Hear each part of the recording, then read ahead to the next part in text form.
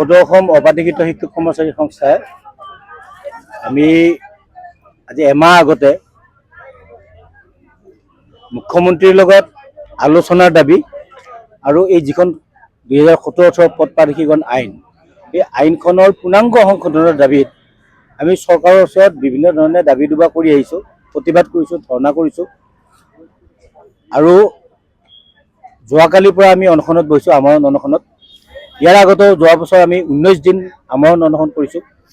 কিন্তু চৰকাৰখনৰ পৰা যেনেধৰণে আমি গুৰুত্ব পাব লাগে বা যেনেধৰণে কাৰ্যকৰী ব্যৱস্থাৰ কাৰণে আমি দাবী জনাই আছিলোঁ, তেনেকুৱা কোনো আমি আমাৰ দৃষ্টিত পৰিলক্ষিত হোৱা নাই। আমি দেখিছোঁ হিমন্ত বিশ্ব শৰ্মাৰ নেতৃত্বাধীন বিজেপি চৰকাৰখনে আমাৰ এই দুৰ্ভগীয়া শিক্ষকসকলক কেৱল প্ৰবঞ্চনা কৰিছে, বঞ্চনা কৰিছে। আমাৰ লগত আমাৰ এই শিক্ষকখিনিক গিনিপিক সাজি তেওঁলোকে বিভিন্ন ধৰণৰ পৰীক্ষা নিৰীক্ষা কৰি আছে। আমি আশা কৰিম মাননীয় মুখ্যমন্ত্ৰী মহোদয়ে যে ভূটানলৈ যে মিঠা কমলা টেঙা বিচাৰি গৈছে, এই মিঠা কমলা টেঙা যি পাইছে খাইছে। তেওঁ বাৰু অৱসৰ বিনোদনত ঘূৰি থাকক, আমাৰ ক'বলগীয়া একো নাই, আমোদ প্ৰমোদত ঘূৰি থাকক। কিন্তু সমান্তৰালভাৱে এই দুৰ্ভগীয়া শিক্ষকসকলৰ কথা চিন্তা কৰি আমাৰ যিটো প্ৰস্তাৱিত যিটো আলোচনা, এই আলোচনাটো অনুষ্ঠিত কাৰণে তেখেতে অনুমতি দিব লাগে, 1 নম্বৰ। আৰু 2 নম্বৰতে যিখন আমাৰ 17-18 পদ প্ৰাধিকৰণ আইন, যিখন আইনে আমাৰ 400ৰো অধিক শিক্ষকক ইতিমধ্যে আত্মহত্যা কৰিবলৈ বাধ্য কৰাইছে, 2000ৰো অধিক শিক্ষকক বিনা বেতনে অৱসৰ ল'বলৈ বাধ্য কৰাইছে, প্ৰায় 1800 শিক্ষানুষ্ঠান ইতিমধ্যে ডাইস্কুট বন্ধ হ'ল, প্ৰায় 2000-3000 শিক্ষকে উপযুক্ত চিকিৎসাৰ অভাৱত মৃত্যুবৰণ কৰিবলগীয়া হ'ল। এই যিখন শিক্ষক হত্যাকাৰী আইন, এই আইনখনৰ পূৰ্ণাংগ সংশোধন কৰাৰ কাৰ্যকৰী ব্যৱস্থা হাতত ল'ব লাগে আৰু আমাক প্ৰাধিকৰণৰ ব্যৱস্থা কৰিব লাগে। এইটো আমাৰ চুটি কথা। তাৰ কাৰণে আমি আচলতে এই দীৰ্ঘদিন ধৰি আন্দোলন কৰিছোঁ, প্ৰতিবাদ কৰিছোঁ, ধৰ্ণা কৰিছোঁ। আৰু শিক্ষা বিভাগ বুলিয়ে নহয়, মই বাকী বিভাগৰ কথা নকওঁ। অসমত এতিয়া 1 মেন আৰ্মি চলি আছে। হিমন্ত 1 মেন আৰ্মি মানে এইটো ৰাজতন্ত্ৰ বুলি ক'লে বেয়া শুনি কাৰণে মই 1 মেন আৰ্মি কৈছোঁ, অৰ্থাৎ ৰাজতন্ত্ৰ চলি আছে। হিমন্ত বিশ্ব শৰ্মা মহোদয় এতিয়া ৰজা, আৰু বাকী যিবিলাক মন্ত্ৰী আছে এইবিলাকৰ তেওঁলোকৰ মুখবিলাক মানে টেপ মাৰি চিলাই কৰি থৈ দিছে। তেওঁলোকে ন্যায়, অন্যায়, মানৱতা, নৈতিকতা এইবিলাক শব্দ বিসৰ্জন দিছে। আৰু সেইবিলাক বিধায়ক বা মন্ত্ৰী, কেবিনেট মন্ত্ৰী হওক, এওঁলোক কোনো কেবিনেট মন্ত্ৰী বা বিধায়ক নহয়। এই মন্ত্ৰী বিধায়ক বোলা শব্দবিলাকৰ আঁৰত তেওঁলোকৰ এটা চাকৰি, তেওঁলোক চাকৰি কৰি আছে। তেওঁলোকৰ মানে নিজস্ব দৰমহা কেনেকৈ বৃদ্ধি কৰিব পাৰি তাৰ কাৰণে হিমন্ত বিশ্বক কেৱল তোষামোদ কৰাৰ বাহিৰে তেওঁলোকে নিজৰ সমষ্টি উন্নয়নে হওক, এই অপ্ৰাদেশিকৰণৰ মানে ব্যৱস্থাই হওক, যি সমস্যাই নহওক, সমস্যাবিলাকৰ পৰা তেওঁলোকৰ পলাই ফুৰিছে। মাননীয় হিমন্ত বিশ্ব শৰ্মা মহোদয়ক এটা কথা কৈছোঁ যে তেখেতে 2022 চনৰ 20 অক্টোবৰত আমাৰ লগত আলোচনা কৰি তেখেতে আমাক আশ্বাসো দিছিল, প্ৰতিশ্ৰুতিও দিছিল যে 2017-18 যিখন পদ প্ৰাধিকৰণ আইন, এই আইনখনৰ মানে ধাৰা উপধাৰাবিলাক সংশোধন কৰি আমি অৱশিষ্ট যিখিনি শিক্ষানুষ্ঠান আৰু শিক্ষক কৰ্মচাৰী আছোঁ এইখিনিক প্ৰাদেশিকৰণৰ ব্যৱস্থা কৰিব বুলি কৈছে। আৰু সেই আশ্বাস আৰু প্ৰতিশ্ৰুতিৰ কথা নাপাহৰি আৰু সেইখিনি কাৰ্যকৰী কৰোঁতে আৰু এটা কথা কৈছিল যে তেওঁলোকে হিমন্ত বিশ্ব শৰ্মাই আমাক কৈছিল যে সেই আইনখনৰ কি ধাৰা উপধাৰা আমাক সংশোধন লাগে এটা ড্ৰাফ্ট বনাই দিব দিছিল। আমি ড্ৰাফ্টটো বনাই দিছোঁ ইতিমধ্যে, 15 দিনৰ ভিতৰত আমি ড্ৰাফ্টটো বনাই দিছোঁ। কিন্তু তেওঁ আমাক কৈছিল যে ড্ৰাফ্টটো বনাই দিয়াৰ পিছত আমাৰ লগত আকৌ দ্বিতীয় লানি আলোচনা কৰিব। এই দ্বিতীয় লানি আলোচনাটোৰ কাৰণে তেখেত 2 বছৰ হ'ল, 2 বছৰে তেওঁ আমাৰ লগত আলোচনা কৰিবলৈ সময় হোৱা নাই। আমি ভাবিছোঁ প্ৰথমতে সময় হোৱা নাই, এতিয়া ভাবিছোঁ তেখেতৰ সাহস হোৱা নাই। তেখেতৰ সাহস হোৱা নাই আমাৰ লগত আলোচনা কৰিবৰ কাৰণে। আমাৰ এই সমস্যাটোৰ পৰা পলাই ফুৰিছে, এটা নিৰ্দিষ্ট দূৰত অৱস্থান কৰি থাকিবলগীয়া হৈছে। এইকাৰণে যে সেই 17-18 যিখন পদ প্ৰাধিকৰণ আইন, এই আইনখন মাননীয় হিমন্ত বিশ্ব শৰ্মা মহোদয়ৰ পৃষ্ঠপোষকতাত আৰু এই যিজন মানে অসমৰ বাহিৰৰ মানুহ RC জৈন, এই RC জৈনৰ নেতৃত্বত হোৱা এইখন আইন, এই আইনখন RC জৈনে আমাৰ অসমৰ শিক্ষাৰ ইতিহাস একো নাজানে, শিক্ষা পৰম্পৰা নাজানে, অসমত কেনেদৰে শিক্ষা ব্যৱস্থাটো চলি আছে, কোনে শিক্ষানুষ্ঠান পাতিছে, কাৰ জৰিয়তে শিক্ষানুষ্ঠান হৈছে। আজি হিমন্ত বিশ্ব শৰ্মাই কৈছে মই ইউনিভাৰ্চিটি পাতিছোঁ, স্কুল পাতিছোঁ, আজিহে পাতিছে। কিন্তু শিক্ষা ব্যৱস্থাটো কাণ্ডাৰী কোন? অসমৰ ৰাইজ। এই ৰাজহুৱা খণ্ডৰ শিক্ষা ব্যৱস্থা চৰকাৰীয়ে হওক, ভেঞ্চাৰে হওক, সমূলমছে ধ্বংস কৰাৰ যিটো ষড়যন্ত্ৰ মাননীয় হিমন্ত বিশ্ব শৰ্মা মহোদয়ে কৰি আছে। তেওঁ যি কৰে কৰিব, ৰাজনীতি কৰক, যাতে শিক্ষাৰ যিটো মৌলিক অধিকাৰটোত বাধা নিদিব।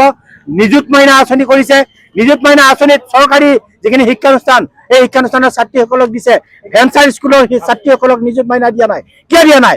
ভেঞ্চাৰ স্কুলৰ ছাত্ৰ ছাত্ৰীসকল অসমৰ ছাত্ৰ ছাত্ৰী নহয় নেকি? অসমৰ ছাত্ৰী নহয় নেকি? ভেঞ্চাৰ স্কুলৰ শিক্ষানুষ্ঠানত বিনামূলীয়া পাঠ্যপুথি বন্ধ কৰিছে, বিনামূলীয়া ইউনিফৰ্ম বন্ধ কৰিছে, বিনামূলীয়া চাইকেল নিদিয়ে, মধ্যাহ্ন ভোজন দুপৰীয়াৰ আহাৰখিনি এই ছাত্ৰ ছাত্ৰীৰ মুখৰ পৰা দুপৰীয়াৰ আহাৰখিনি কাঢ়ি নিয়াৰ নিচিনা মহাপাপ কৰিবলৈ হিমন্ত বিশ্ব শৰ্মাই কুণ্ঠাবোধ কৰা নাই। গতিকে এনেকুৱা বেয়া কামবিলাক কৰিবলৈ পৰিহাৰ কৰক, জনহিতৈষী কাম কৰক, এই দুৰ্ভগীয়া শিক্ষকসকলক পাৰিশীকৰণৰ ব্যৱস্থা কৰক। আমাৰ পৰিয়ালে আমাৰ ল'ৰা ছোৱালীয়ে তেখেতক মামা বুলি নামাতে, আমাৰ ল'ৰা ছোৱালীয়ে তেখেতক কংস মামা বুলি কয়, আমাৰ ল'ৰা ছোৱালীয়ে তেখেতক কংস মামা বুলি কয়, মামা বুলি নকয়। কাৰণ আমাৰ ল'ৰা ছোৱালীৰ ভৱিষ্যত ধ্বংস কৰা মানুহজন হ'ল হিমন্ত বিশ্ব শৰ্মা, আমাৰ পৰিয়ালৰ ভৱিষ্যত ধ্বংস কৰা মানুহজন হ'ল হিমন্ত বিশ্ব শৰ্মা। হিমন্ত বিশ্ব শৰ্মাৰ নেতৃত্বত এনেকুৱা দুৰ্ভগীয়া শিক্ষকৰ 400 পৰিয়ালে নিজৰ পিতৃক হেৰুৱাইছে, নিজৰ মাতৃক হেৰুৱাইছে, আত্মহত্যা কৰিছে এই শিক্ষকবিলাকে একমাত্ৰ এই আইনখন কাৰণে। আইনখনৰ পৃষ্ঠপোষক মাননীয় হিমন্ত বিশ্ব শৰ্মা মহোদয়।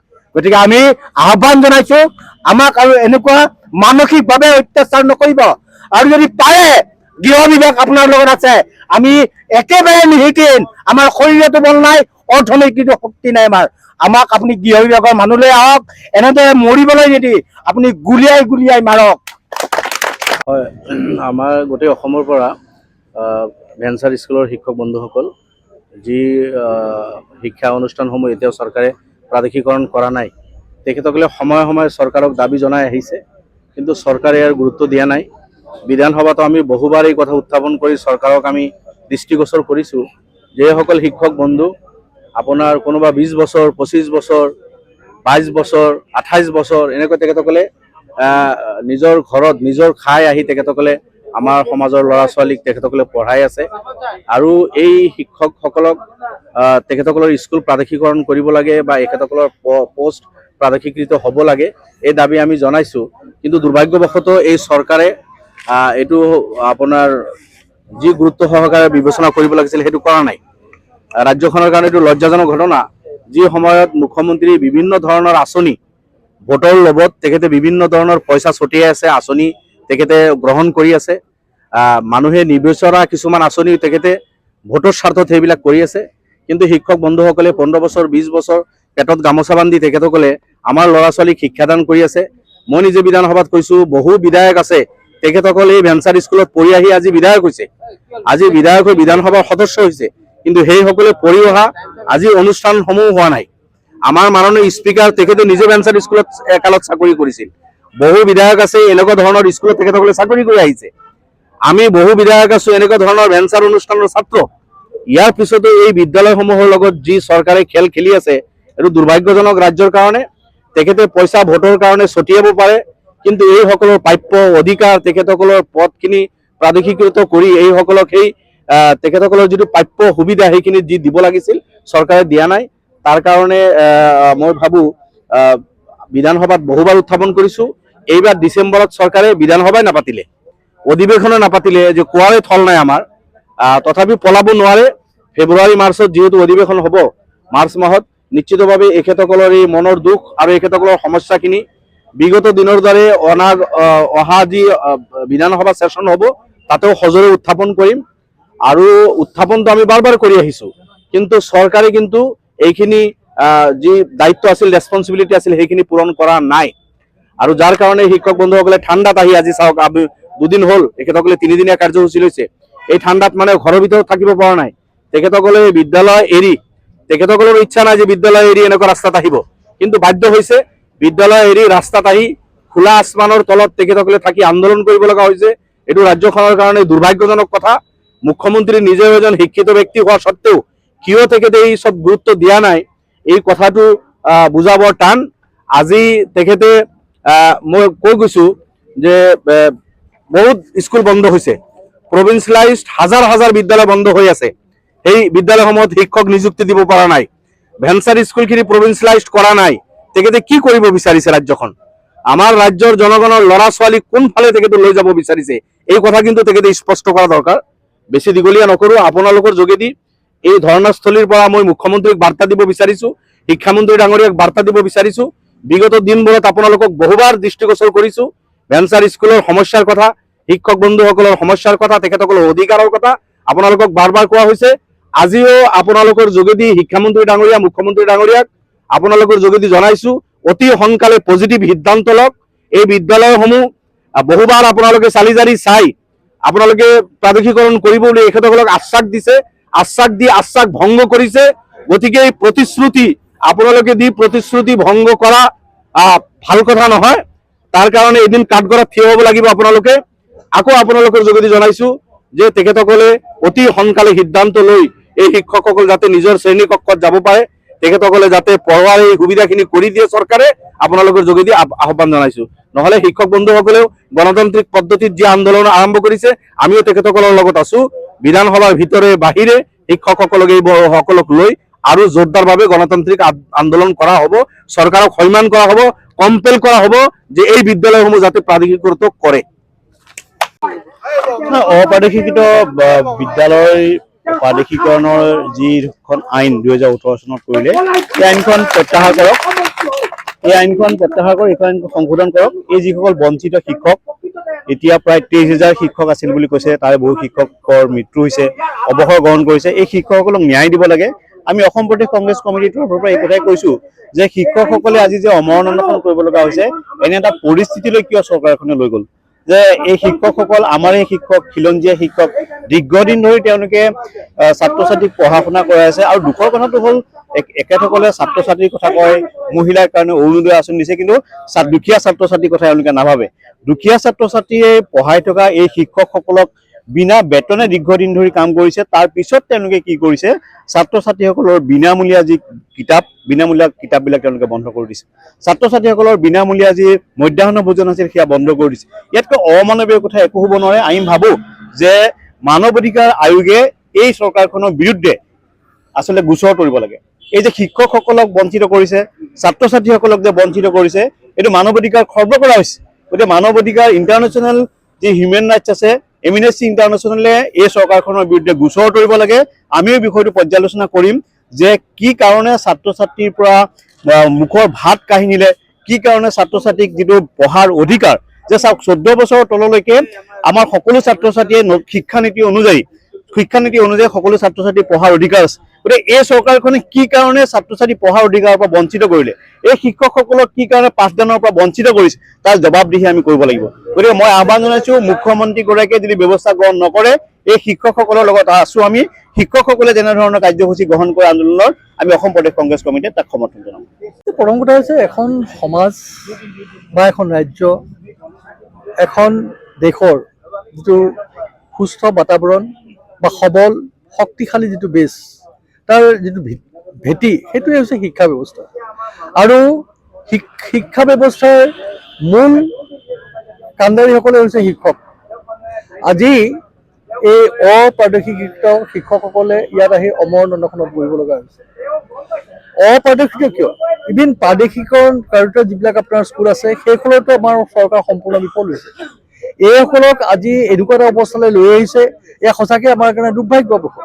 আজি আমাৰ এখন, আপোনালোকে তাক ভালকে চাব যে সংবিধানে আমাক কি কৈছে যে এখন ৱেলফেয়াৰ ষ্টেট। ইয়াত আমাৰ এটা বিশাল, যদিও ভাৰতবৰ্ষ এখন ধনীকাৰ এমুঠি মাত্ৰ মানুহৰ হাতত গোটেই অৰ্থনীতি ব্যৱস্থাটো ভাৰতবৰ্ষত আজি আছে। আৰু বৰঞ্চ এটা 70%তকৈ অধিক মানুহে হৈছে দুখীয়া মানুহ। তো এইখন এখন ভাৰতবৰ্ষ এখন হৈছে ৱেলফেয়াৰ ষ্টেট। এই ৱেলফেয়াৰ ষ্টেটখনত আপোনাৰ কি হৈছে, আমাৰ এই দুখীয়া মানুহখিনি যাতে আগবাঢ়ি যাব পাৰে, উন্নয়নৰ যিটো সোপান ৰচনা কৰিব পাৰে, তাৰ কাৰণে আমাৰ চৰকাৰৰ এইটো হৈছে তেওঁলোকৰ ৰেছপনচিবিলিটি, যে তেওঁলোকে ইয়াত আগবাঢ়ি আহি এই ব্যৱস্থাবিলাকত তেওঁলোকে সমৰ্থন দি আমাৰ এই দুখীয়া জনগণক যাতে আগবাঢ়ি যোৱাৰ এটা ব্যৱস্থা কৰি দিয়ে। কিন্তু তাৰ পৰিৱৰ্তে তেওঁলোকে ব্যক্তিগত খণ্ডত স্কুল তেওঁলোকে প্ৰমোচন কৰিছে। তেওঁলোকে আমি দেখিছোঁ আমাৰ মুখ্যমন্ত্ৰীৰ পৰিবাৰে তেওঁ বৃহৎ আপোনাৰ ব্যক্তিগত খণ্ডত তেওঁ স্কুল কৰিছে, এই বিভিন্ন ধৰণৰ আপোনাৰ ব্যক্তিগত খণ্ডত তেওঁলোকে ৰঙা দলিচা পাৰি দিছে। আৰু আমাৰ যিখিনি শিক্ষকে আজি তেওঁলোকে দৰমহা নোপোৱাকে বিভিন্ন কষ্টৰ মাজেৰে বিভিন্ন ভিতৰুৱা অঞ্চলত শিক্ষাৰ নিচিনা যিটো শিক্ষাৰ পোহৰ বিলাই যিসকলে আজি অসমত আপোনাৰ এই প্ৰয়োজনৰ সময়ত কাম কৰি আহিছে, তেখেতসকলক তেওঁলোকৰ মূৰত ৰাম টাউন মাৰিছে। গতিকে আপোনালোকে দেখিছে এই চৰকাৰ মাত্ৰ প্ৰচাৰৰ ওপৰত চলিছে আৰু ধাৰাৰ ওপৰত চলিছে। আজি অসমৰ ইতিহাসত যদি আপুনি চাবলৈ যায়, আজিলৈকে আপোনাৰ প্ৰায় যোৱা 69 বছৰত তেওঁলোকে গোটেই চৰকাৰবিলাকে যদি আপুনি চাই যিমানখিনি ধাৰ লৈছিলে, আজি মাত্ৰ 5টা বছৰত প্ৰায় তাতকৈ অধিক, প্ৰায় 47,000 কোটি টকা, আগতে আছিলে 41,000 কোটি টকা। আমাৰ 70 বছৰত বা 69 বছৰত মাত্ৰ 5টা বছৰত সৰ্বানন্দ সোণোৱাল ডাঙৰীয়াই প্ৰায় 47,000 কৰি, আৰু এই 3টা বছৰত তেওঁ চবতকৈ অধিক ঋণ লৈ গোটেই সমগ্ৰ ৰাজ্যখনক ঋণগ্ৰস্ত কৰি তুলিছে। আৰু গোটেই আমাৰ যিটো অৰ্থনীতি বহিৰাগতসকলক আপোনাৰ এই বনীয়াসকলৰ হাতত তুলি দি ইভিন আপোনাৰ এই স্বাস্থ্য সেৱা পৰা এই শিক্ষা ব্যৱস্থা যিটো আজি দুৰ্ভাগ্যবশতঃ এই আমাৰ শিক্ষকসকলে আজি তেওঁলোকৰ এই যি শিক্ষাৰ পোহৰ বিলাইছে তাৰ স্বাৰ্থত তেওঁলোকে আজি ইয়াত অমৰণ অনশন কৰিবলৈ বাধ্য হৈছে। এই চৰকাৰক আমি ধিক্কাৰ দিছো আৰু আমি ৰাইজক আহ্বান জনাইছো, এনেকুৱা এখন চৰকাৰ যিমান সোনকালে শাসনৰ পৰা আঁতৰাই সিমান সোনকালে অকল শিক্ষকসকল বুলিয়েই নহয় সমগ্ৰ অসমৰ কাৰণে আপোনাৰ ভাল দিন আহিব বুলি আমি ভাবো। গতিকে আমি ৰাইজক এতিয়া টঙালি বান্ধিবলৈ কওঁ, কঁকালত টঙালি বান্ধিবলৈ কওঁ যে এইখন চৰকাৰ অতি শীঘ্ৰে আঁতৰাব লাগে, আৰু যাতে আমাৰ যিবিলাক ইছ্যু আমাৰ বৰ্তমান আহিছে জ্বলন্ত এই ইছ্যুবিলাকৰ যাতে আমি সমাধান সূত্ৰ বিচাৰি পাব পাৰো। ধন্যবাদ। এইটো সঁচাকে বহুত লাজৰ কথা। শিক্ষকসকলে আজি আমৰণ অন্বেষণ কৰিব লগা হৈছে। তেওঁলোকক আলোচনাত মাতে, কেৱল আলোচনাৰ মাজতে সীমাবদ্ধ হৈ থাকে। আলোচনা ফুলফিল বাস্তৱত দেখিবলৈ পোৱা নাযায়। আজি যদি বাস্তৱত দেখিবলৈ পোৱা গ'লেহেঁতেন এইসকল শিক্ষক আজি আমৰণ অন্বেষণত নবহিলেহেঁতেন। এইখন চৰকাৰে শিক্ষকসকলক সন্মান নিদিয়ে বুলি, তেওঁলোকৰ কথা নুশুনে বুলি আগতে প্ৰমাণিত হৈছে। কাৰণ যিটো সময়ত মুখ্যমন্ত্ৰী ডাঙৰীয়াই কৈছিলে যে শিক্ষক দিৱস পাতিব নালাগে, শিক্ষকসকলক বেনিফিচিয়াৰী বুলি গণ্য কৰাইছিলে, শিক্ষকসকলৰ শিক্ষক দিৱসটো তেওঁলোকে তুলনি বিয়াৰ লগত তুলনা কৰিছিলে, শিক্ষকসকলক তেওঁলোকক মাল বুলি সম্বোধন কৰিছিলে। এইখন চৰকাৰে যে শিক্ষকসকলক সন্মান নকৰে, তেওঁলোকৰ দাবী কোজা সন্মান নকৰে, তাৰ আমি স্পষ্ট ৰূপ আজি দেখিবলৈ পাইছো। অন্বেষণ কৰি আছে। নিৰ্বাচনৰ আগত বিজেপি চৰকাৰে প্ৰতিশ্ৰুতি দিছিলে শিক্ষকসকলৰ যি প্ৰাদেশিকৰণৰ যিসমূহ শিক্ষকসকলৰ দাবী আছিলে সেইসমূহ দাবী পূৰণ কৰিম বুলি চৰকাৰে প্ৰতিশ্ৰুতি দিছিলে। চৰকাৰ গঠনৰ পিছতে ইতিমধ্যে বিজেপি চৰকাৰখনে তেওঁলোকৰ দাবীসমূহ পূৰণ কৰিব লাগিছিলে, কিন্তু পূৰণ কৰাৰ পৰা বিফল হৈ থাকিলে। যিটো সময়ত মুখ্যমন্ত্ৰী ডাঙৰীয়াই কয় যে মই বীৰৰ দৰে যুঁজি নিজৰ নাম ইতিহাসত লিখি থৈ যাম, আজি বীৰৰ দৰে কাৰ লগত যুঁজিছে? এইসকল শিক্ষকৰ লগত যুঁজিছে নেকি? তেওঁৰ ইতিহাসত কি নাম লিখি থৈ যাব? তেওঁৰ সেই ইতিহাস কোনেও নপঢ়ে। অসমৰ জনতা নপঢ়ে, তেওঁৰ যি মন্ত্ৰী বিধায়ক আছে তেওঁ মন্ত্ৰী বিধায়কেও তেওঁৰ ইতিহাস নপঢ়ে। তেওঁ যি কথা কয় বীৰৰ দৰে যুঁজি নিজৰ নাম লিপিবদ্ধ কৰি যাম, আজি এই শিক্ষকসকলৰ লগত বীৰৰ দৰে যুঁজিছে, তাৰ বাহিৰে একো নাই। আজি শিক্ষকসকলে আমৰণ অনশন কৰিছে, তেওঁলোকৰ দাবীসমূহ ইমান বাৰম্বাৰ কৈ আছে, তথাপিও তেওঁ আওকাণ কৰিছে। শিক্ষামন্ত্ৰীগৰাকী আজি শিক্ষামন্ত্ৰীগৰাকী নিমাত হয়। শিক্ষামন্ত্ৰীগৰাকীও আজি শিক্ষামন্ত্ৰীগৰাকীক যোনে বেয়া ব্যৱহাৰ কৰে তাত বিজেপিক পুৰস্কৃত কৰা আছে। আপোনালোকে উদাহৰণস্বৰূপে আকাশ ফুকনক দেখিছে, শিক্ষামন্ত্ৰীগৰাকীকে বেয়াকে কোৱাৰ পিছত পুৰস্কাৰ দিছে, আৰু সেই শিক্ষামন্ত্ৰী সেইখন মন্ত্ৰী যি কেবিনেট মন্ত্ৰী, সেই কেবিনেট মন্ত্ৰীৰ পৰা মুখ্যমন্ত্ৰীৰ পৰা শিক্ষামন্ত্ৰীৰ পৰা কি শিক্ষকসকলে আশা কৰিব তাৰে প্ৰমাণ পোৱা গৈছে। আৰু যি মুখ্যমন্ত্ৰী ডাঙৰীয়াই কয় যে অসমত শান্তিৰ কপৌচৰাই ঘূৰি আহিছে, তেনেহলে যদি শান্তি কপৌচৰাই ঘূৰি আছে, আজি চচলত এই অশান্তি কপৌচৰাই কিয় হৈ আছে? আজি এই চচলত এইদৰে ধৰ্ণা দিব লগা আছে, আমৰণ অন্বেষণ কৰিব লগা কিয় হৈছে? কেৱল শান্তি কপৌচৰাই বিজেপি বচা মানুহৰ ফালেহে উৰি যায়, কিন্তু আমাৰ ইয়াত অশান্তি কপৌচৰাই এৰি দিছে, যাৰ ফলশ্ৰুতিত আমি আজি আমৰণ অন্বেষণৰে অন্বেষণ কৰিব লগা আছে। মুখ্যমন্ত্ৰী ডাঙৰীয়াক সুধিব বিচাৰিছো, তেওঁ মমৰ দৰে জ্বলি জ্বলি পোহৰ দিব নে অসমখন পুৰি ছাৰখাৰ কৰিব? আৰু আমি অসম প্ৰদেশ কংগ্ৰেছৰ ফালৰ পৰা এইটোৱে দাবী থাকিল যে শিক্ষকসকলৰ যিসমূহ দাবী, সেই দাবীসমূহ তেওঁ পূৰণ কৰক, অন্যথা কিন্তু এই শিক্ষকসকলে আৰু আন্দোলন কৰি যাব। আৰু ইতিমধ্যে বহু শিক্ষকে মৃত্যুবৰণ কৰিছে, সমান্তৰালকৈ বহু শিক্ষক অৱসৰপ্ৰাপ্ত হৈছে বিনা বেতনে। তেওঁলোকৰ বয়স গৰকি গৈছে, তেওঁলোকে কোনোবাই লোকৰ ঘৰত হাজিৰা কৰিছে, কোনোবাই বন কৰা হিচাপে নিয়োজিত আছে, কিছুমানে ই ৰিক্সা চলাই নিজৰ পেট পুহিব লগা আছে, ল'ৰা ছোৱালী পোহপাল দিব লগা আছে, ল'ৰা ছোৱালী ভৱিষ্যতৰ দিশটো চাবলগীয়া হৈছে। এইখন যি শিক্ষামন্ত্ৰী হওক বা এইখন যি চৰকাৰ হয় তাৰ ফুপুলা স্বৰূপটো প্ৰকাশ পোৱা গৈছে আৰু এইখন চৰকাৰে শিক্ষামন্ত্ৰীয়ে যে শিক্ষকসকলক সন্মান নকৰে তাৰ আজি ছবি ইয়াত দেখিবলৈ পোৱা গৈছে। আমৰণ অনশন মুখ্যমন্ত্ৰী ডাঙৰীয়া যদি সঁচাকৈ অসমখনক ভাল পায়, অসমত যদি শান্তি কপৌচৰাই ঘূৰাই আনিব বিচাৰিছে, এই শিক্ষকসকলৰ দাবীসমূহ পূৰণ কৰক। Stay informed, stay ahead. News Any 365.